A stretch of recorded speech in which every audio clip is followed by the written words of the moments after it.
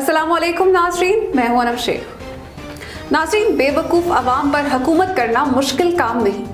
अवाम जाहिल हो, अनपढ़ हो और ऊपर से बेवकूफ़ हो तो आप इस पर बआसानी हुक्मरानी कर सकते हैं। और ऐसी अवाम को कौम नहीं कहा जा सकता।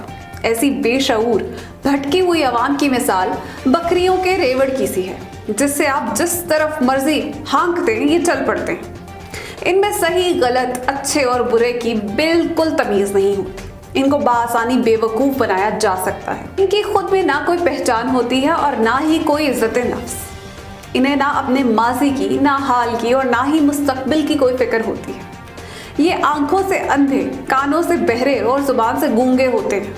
ऐसे लोग जहालत के आला तरीन दर्जे पर फायज होते हैं और ऐसे लोगों को अवाम की भीड़ या जमे गफीर तो कहा जा सकता है, लेकिन कौम नहीं कहा जा सकता। इस अवामी भीड़ को फिर आप जमहूरियत के नाम पर आमरीयत बेचते हैं या बादशाहत, इनका मकलों को फर्क बिल्कुल पता नहीं चलेगा, क्योंकि इनके दिमाग माऊफ हो चुके होते हैं।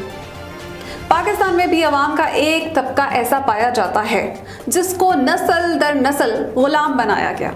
जमहूरियत के नाम पर बादशाहत बेची गई, आमरीयत बेची गई, मोरोसियत बेची गई और ये उसको बखुशी कबूल करते गए। इन्हें तालीम से, इल्म से और शऊर से दूर रखा गया ताकि ये कभी समझ ही ना पाए कि इन्हें गुलाम बनाया जा चुका है। अब कल पीटीएम मुल्तान के जलसे की ही मिसाल ले लें। एक 27 साला बच्ची जिसको ठीक से उर्दू तक नहीं बोलनी आती, जिसने अपने आरामदेह और पुर आसाइश महल से बाहर निकलकर कभी देखा ही नहीं कि दुनिया कैसी दिखती है, जिसको ये मालूम ही नहीं कि गरीब 2 वक्त की रोटी कमाने के लिए कितना खून और कितना पसीना एक करता है, जिसको मालूम ही नहीं कि आटे दाल का भाव क्या होता है।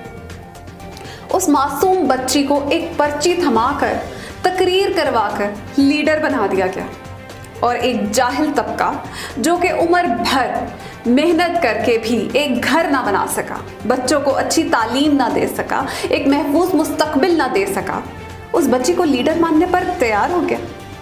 आप खुद ही अंदाजा लगाइए कि जाहिलों पर हुकूमत करना किस कदर आसान है। आसिफा भुट्टो जरदारी में लीडर बनने की सलाहियत महज इसलिए है कि इसकी आवाज़ और उसका अंदाज बेनज़ीर से मिलता है।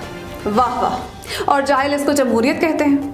आपको अगर अपने लीडर से मोहब्बत है तो बेशक उसकी औलाद में उसकी झलकियां देखकर उनसे भी मोहब्बत करें, लेकिन खुदारा उनको लीडर तस्लीम मत करें। लीडरशिप नस्लों में नहीं दौड़ती। लीडरशिप मेहनत, मुशक्कत, जिदोजहद करके नीचे से ऊपर आने का नाम है।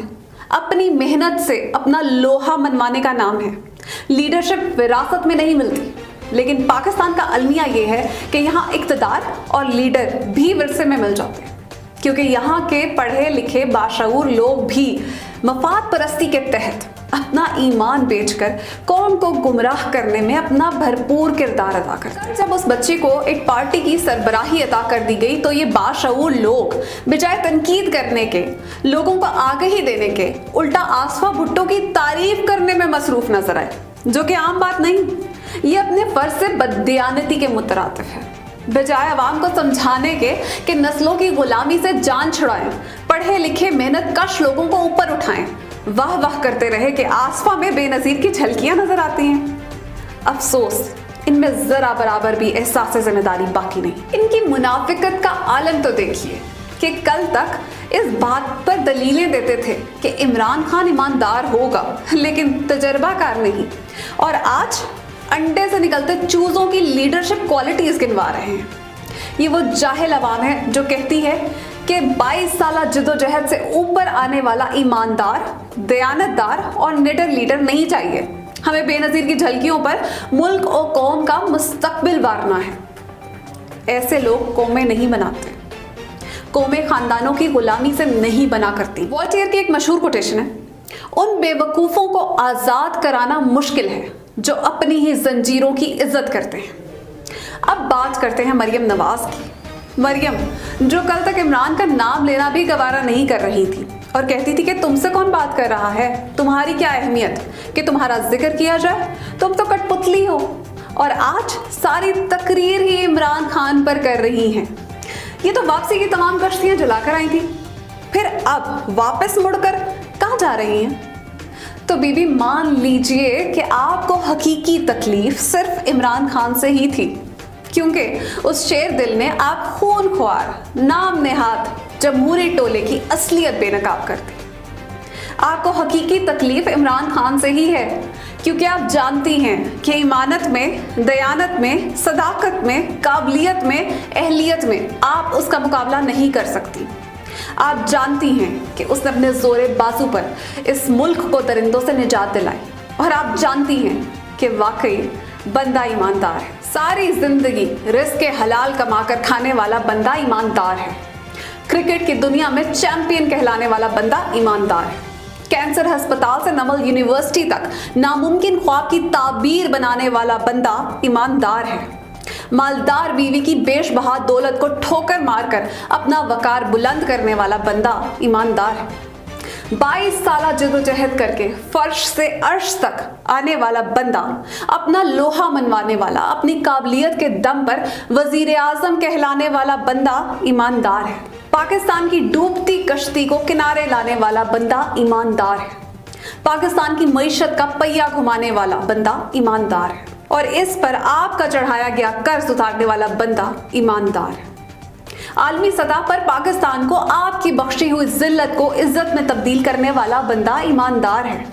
पूरी दुनिया में आपके दोस्त भारत को जलील और रुसवा करने वाला बंदा ईमानदार है।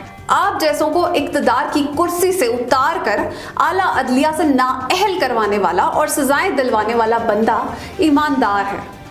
और यकीन जानिए, आपकी तकलीफ और चीखो पुकार भी इस बात की निशानदही करती है कि बंदा वाकई ईमानदार है। नाजरीन, किस्सा मुख्तसर, ये 11 जमाते मुनाफिकीन का वो टोला है जो खुद तो कोरोना से डर कर छुप जाते हैं, लेकिन अवाम को अपने मफाद के लिए कोरोना के रहमो करम पर छोड़ देते हैं।